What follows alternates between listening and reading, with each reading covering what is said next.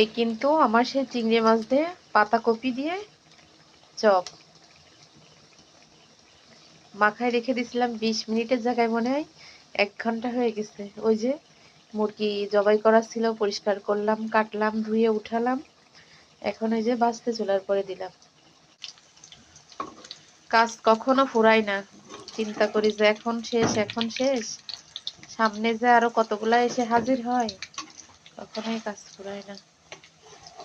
সেই দুপুরে গোসল করে এসেই করলাম, সেই 2 কেজি প্রায় 2.5 কেজির মতো মাছ কাটলাম, গুড়া মাছ কেটে আসরের সময় উঠে ধুয়ে পালে সবকিছু পরিষ্কার করে ঘরে আসতে আসতে মাগরিবের আজান দিল। তখন দুপুরি ভাত কিন্তু খাওয়া হয়নি, তখন 2-3 গাল ভাত খেলাম।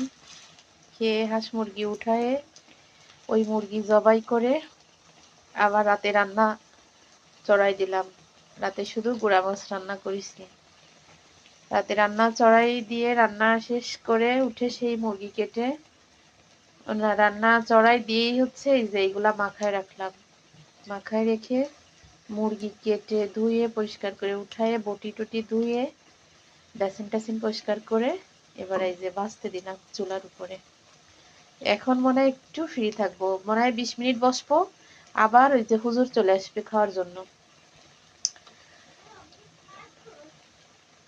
হ্যাঁ মুরগি রে, ওষুধের জায়গায় মুরগি ফ্রিজে থোয়া হয়ে গেছে। হ্যাঁ আমি কইছি ওষুধ খাওয়াবো, তা ওই যে ওর আব্বু আবার করছে না জবই দিয়ে দাও, ওর বাস্তা ফুটলিও ডিম পারলিও আমার ইরা খাবে, বাস্তা ফুটলিও ইরা খাবে, তার চেয়ে ভালো তাই ইরা খাক, জবই দিয়ে দাও। কত তো কিনে কি পরিমাণ খাওয়ায়। ওইছে বাফা পিঠে হইছে, আলফার টিচার চলে আইছে, তাই সে ওই যখন আসবে রে তখন গরম গরম বানাই দিয়ে আনি।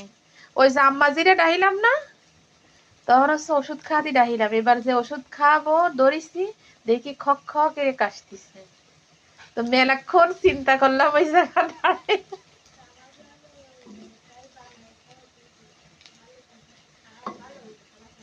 রাতে রান্না করা লাগবে না?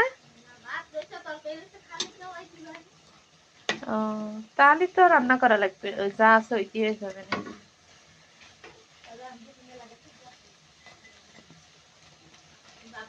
আলফারে তো তাই কলাম যে সুনাম ও বানাইছে, তুমি যাই খাইয়ে আসলে।